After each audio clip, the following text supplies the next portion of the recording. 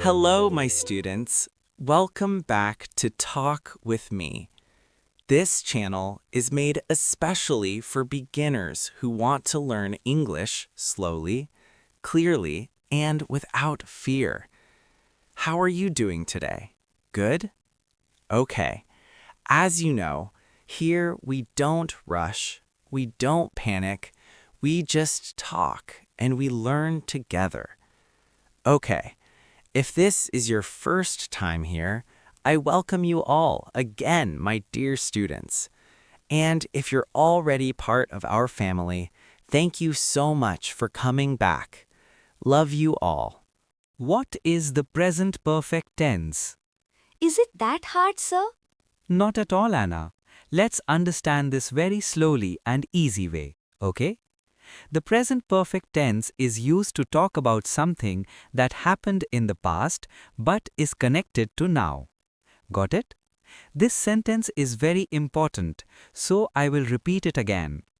Something that happened in the past but is connected to now. It means like the action is just finished. Does it make sense, Anna? Yes, sir. I understood. Thank you. Okay, read after me. Past action plus connection to now. Past action plus connection to now. Good. Let's take a look at these examples. I have eaten, so I'm not hungry now. She has finished her work, so she's free now. They have arrived, so they are here now. Yes, the action is finished, but the result is still here. Does it make sense? Okay, good. Now let's see how do we form the present perfect tense. Okay, here is the most important formula. Please look at this carefully. Subject plus have or has plus past participle form of the verb, and also we call it verb 3 also. Let's repeat it together. Have or has plus past participle. Have or has plus past participle. One more time, very important. Have or has plus verb 3. Have or has plus verb 3. Now let's see how do we use have or has in these sentences. We use have with I, you, we, and with they.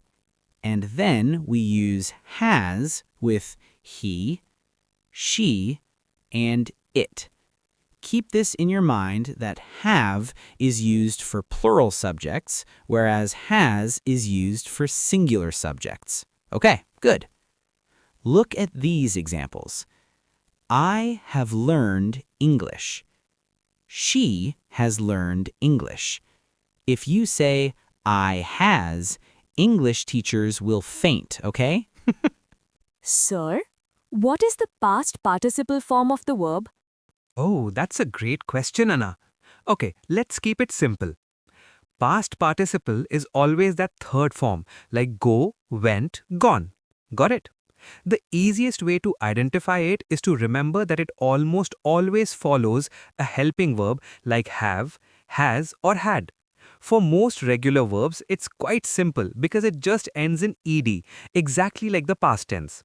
However, for irregular verbs, the word often changes its shape entirely. Did you get it, Anna? Yes, sir. Now I got it. Thank you. Okay, good. Students, look at these examples.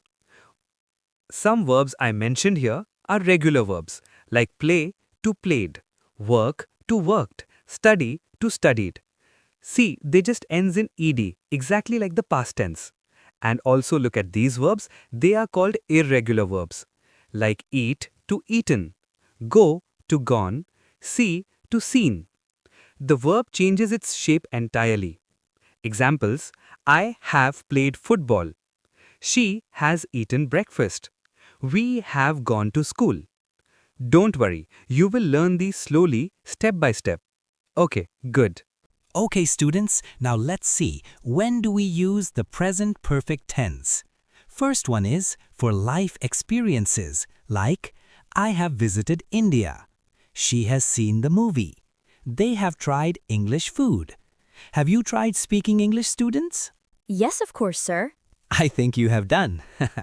Okay, second one is for actions that happened recently, like I have just finished my homework.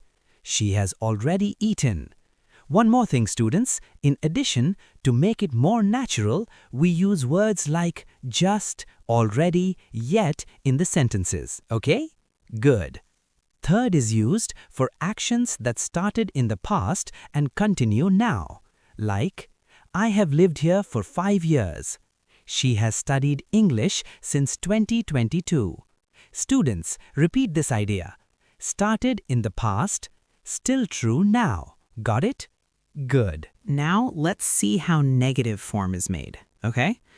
To say no, have not plus verb 3 or haven't plus verb 3. Examples. I haven't finished my work. She hasn't called me. They haven't arrived yet. Have you given up on English? No, we haven't, teacher. Good answer. Let's talk about the question form of this pattern. To ask a question, we use below-mentioned formula.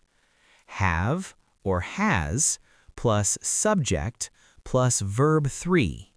For examples, have you finished your homework? Has she eaten lunch? Have they seen this video? Have you understood the lesson so far? Yes, indeed, teacher. That's good. Great. Hence, we have come to the end of the lesson. Before we conclude the lesson, I want you to do this exercise on your own.